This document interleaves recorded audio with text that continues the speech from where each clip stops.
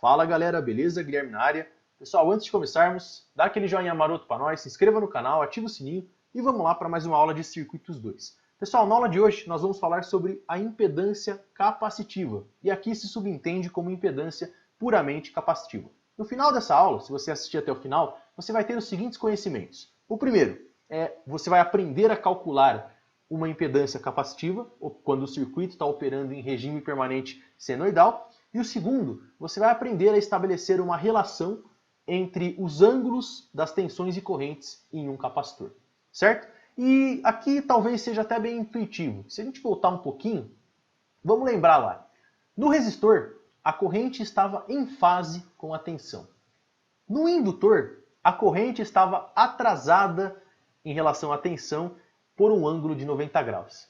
Pô, um está em fase, o outro está atrasado. Sobrou o quê? Sobrou o quê para o capacitor? Sobrou o adiantado, não é? Pois é, eu já estou adiantando aqui para você, olha só, eu estou adiantando, falando para você que no capacitor a corrente ela vai estar adiantada da tensão por um ângulo de 90 graus. E nós vamos meio que provar isso aqui nessa aula. Vamos começar, pessoal, vamos começar e como sempre, o começo ele se dá por meio da relação constitutiva em um capacitor. Qual que é a expressão matemática que me permite relacionar tensões e correntes em um capacitor? E é essa expressão que eu vou colocar aqui no cantinho esquerdo para você, pessoal. Vamos colocar ela aqui, ó. Num capacitor, eu sei que o I é igual a C dV dt. Vou colocar assim, ó, que o I de T é igual a capacitância C vezes a derivada da tensão V de T em relação ao tempo. I é igual a C dV dt. Perfeito. Agora, dada essa expressão, o que eu vou fazer? Nós estamos imaginando que em um capacitor eu tenho uma tensão V de T caindo nesse capacitor, dada aí por essa velha e clássica expressãozinha, Vm, cosseno, blá blá blá, e nesse capacitor está passando uma corrente que é dada pela corrente I de T. E dadas essas expressões, o que eu vou fazer? Eu vou pegar essas expressões aqui e vou jogar na relação constitutiva do nosso capacitor. Fazendo isso, vai dar um trabalhinho matemático, mas aí não tem muito jeito, né, pessoal? Vamos desenvolver aqui. Espero que você esteja com o seu caderno anotando. Então a expressão ela me diz que I de T, quem que é I de T? I de T é igual a Im vezes o cosseno de ômega t mais uma determinada fase φ. Tem que tomar um certo cuidado para não falar errado essas fases aí, às vezes acontece, né?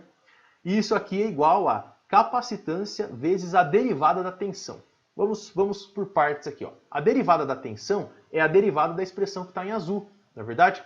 A derivada da tensão, pessoal, ó, primeira coisa, eu derivo o cosseno, a derivada do cosseno é menos seno, e eu faço vezes o argumento, vezes a derivada do argumento, perdão. E a derivada em relação ao tempo do argumento é simplesmente ômega.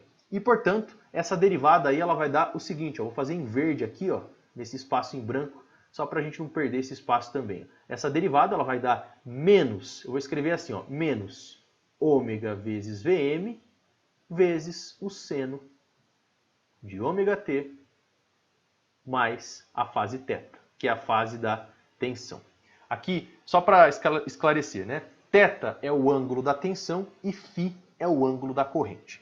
Beleza, se eu falar o outro errado aí, vocês já sabem do que eu estou falando. Θ é o ângulo da tensão e φ é o ângulo da corrente. A gente, às vezes, falando rápido, acaba trocando. Mas, enfim, vamos pegar esse cara aqui, ó, e vamos substituir ali embaixo, onde aparece a derivada da tensão. Vamos fazer isso agora.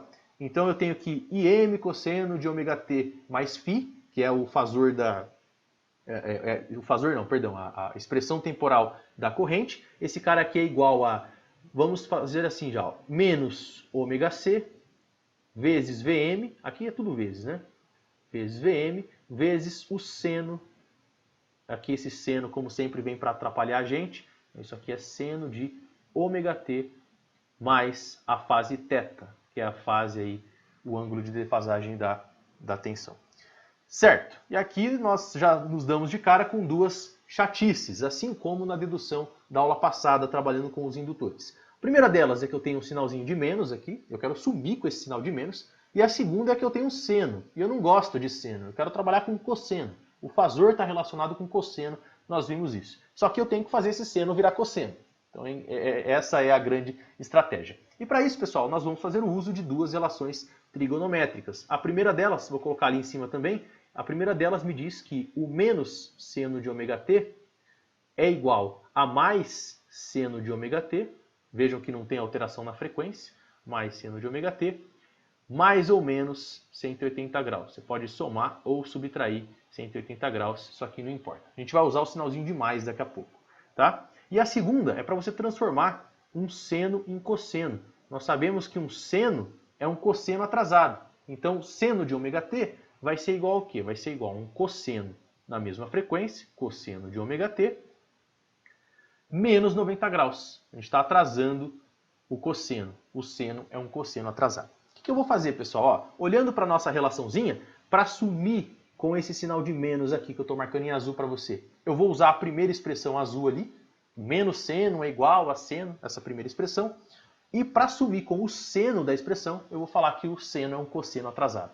Beleza? Então vamos fazer isso. Ó. Vamos pegar essa expressão, eu vou colar ela aqui embaixo, até aqui. Deixa eu pegar esse termo. Na expressão daqui de baixo, ó, se vocês observarem, acabou vindo o sinalzinho de menos, eu vou apagar esse sinal de menos, apaga aí, trazer um pouquinho mais para a esquerda para deixar mais bonitinho. E agora sim, eu vou trocar por cosseno. Ó. Vamos fazer essas substituições direto. Cosseno de quê? Cosseno de ômega t mais aquela fase θ. Belezura. Agora, vejam, eu já estou fazendo direto. Ó. Eu sumi com o sinal de menos. Para sumir com o sinal de menos, eu tenho que somar 180 graus. Está aqui, ó. Somei 180 graus. E para transformar o seno em cosseno, o que eu faço? Eu uso a segunda relaçãozinha aqui, ó. Eu subtraio 90 graus. Então, aqui na nossa expressão, ficou também um menos 90. Perfeito. Agora sim, nós transformamos a relação matemática aqui conforme a nossa vontade. Vou dar um copy-paste mais uma vez, pessoal, até aqui, mais ou menos, só para a gente não ficar escrevendo essas expressões e perdendo tempo. Vai escrevendo, você pode pausar o vídeo tranquilamente e escrever essas expressões. Tá aqui, ó, cosseno de ômega t, agora eu tenho que somar 180 menos 90. Quanto que dá? Isso aqui dá simplesmente um mais 90 graus. Essa expressão é praticamente igual à dedução que nós trabalhamos lá com os indutores. Tá aqui, essa é a expressão matemática, deixa eu trazer ela aqui para baixo. Perfeito, pessoal, legalzinho, bacana. Agora, o que eu vou fazer? Agora ficou fácil, né? Eu tenho lá os cossenos, eu posso trabalhar com a relação fasorial.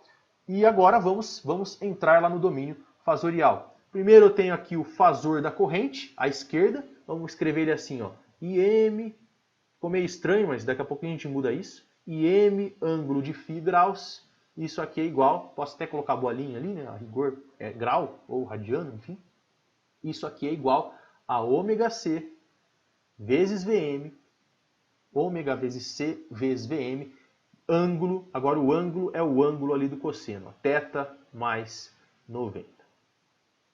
Beleza, esqueci as bolinhas, senão a gente vai perder muito tempo também, ó, ficar colocando as bolinhas aqui dos ângulos. Enfim, vocês sabem que tem que colocar, vou poupar a anotação aqui. Perfeito, pessoal. Agora, o que mais que dá para a gente melhorar? Se vocês observarem bem nessa expressão, eu tenho aqui a soma de dois arcos em números complexos. A gente sabe, né, que eu posso, quando você multiplica dois números complexos, você soma as fases. Em outras palavras, eu posso quebrar esse cara aí em dois ângulos. Vamos fazer isso agora. Eu vou dizer aqui, ó, que IM, ângulo φ, isso aqui é igual a ômega C. Vou pegar aquele ângulo de 90 positivo e vou passar ele para cá, ó, ômega C, ângulo de 90 graus, vezes VM, ângulo de θ graus. Tá aqui. E agora, pessoal, aqui eu não sei vocês, mas eu particularmente não gosto muito de trabalhar com essa expressão do jeito que ela está aqui. Eu sempre curto pegar essa expressão que eu tenho, o VM, e escrever ela do lado esquerdo. Tá? É só uma questão estética mesmo aqui, uma questão pessoal, vamos assim dizer. Então, pessoal, só para trabalhar assim, o que eu vou fazer? Eu vou pegar esse termo aqui, ômega C, ângulo de 90 graus, vezes VM, e esse cara, a gente só está mudando, está trocando as bolas aqui, ó, trocando os caras de posição, só para trabalhar, eu acho que visualmente falando fica mais bonitinho. Tipo, até porque na lei de Ohm, você tem lá que na lei de Ohm a tensão é resistência vezes a corrente. A corrente está sempre do lado esquerdo aqui. Eu acho que fica mais interessante. Tá certo. Agora, olhando para essa expressão aqui, o que dá para a gente fazer? Dá para pegar esse 90 graus e transformar ele em J. Esse cara aí é um J. é um número puramente imaginário. Vamos fazer isso. Ó. Nós ficamos com a seguinte expressão. J ômega C, só passei o J para frente, nós sabemos aí que a ordem dos fatores não vai alterar o produto. J ômega C vezes o fasor da tensão, que é Vm, ângulo θ. Esse cara aqui é igual ao quê? Esse cara aqui é igual simplesmente a Im vezes o ângulo da corrente, que é o ângulo φ. Está aqui para gente.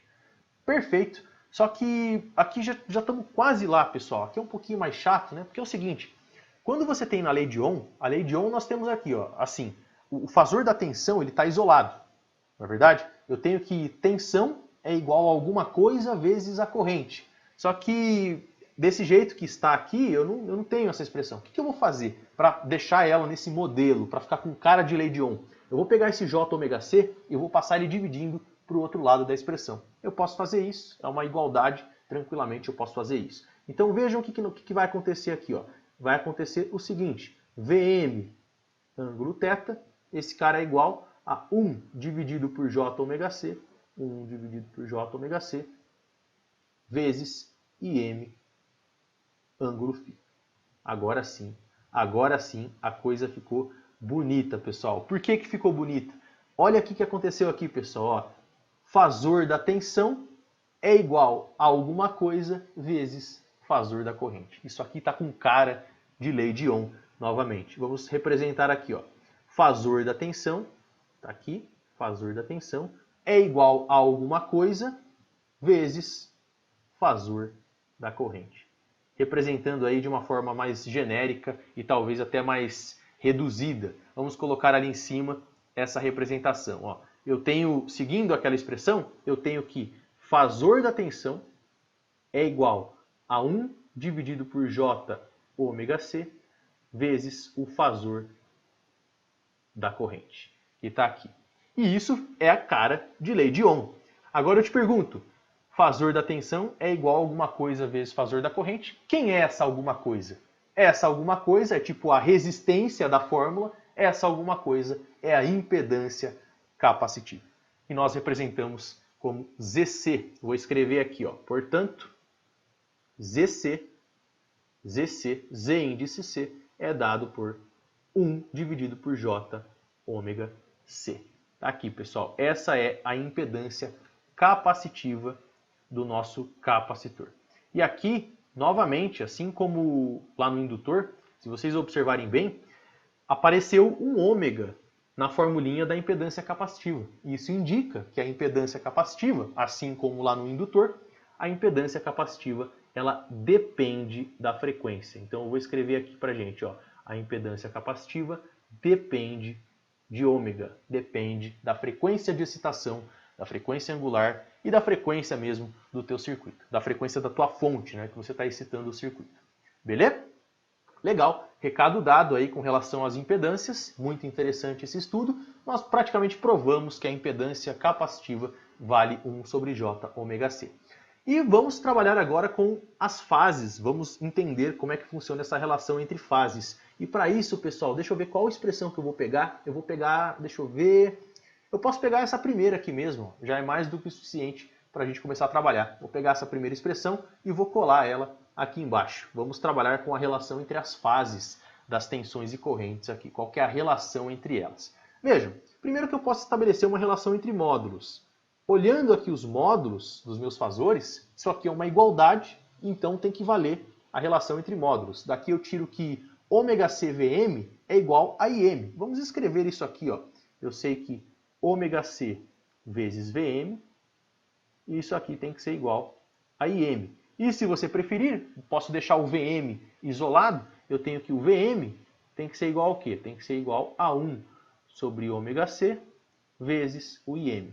Essa é a primeira relaçãozinha entre as amplitudes, vamos assim dizer.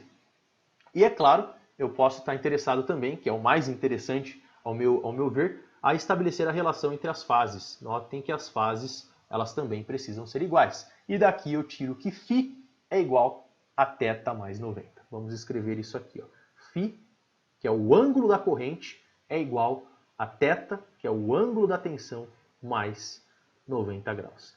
O que está acontecendo aqui, meu filho? Qual que é a conclusão que a gente tira dessa expressão?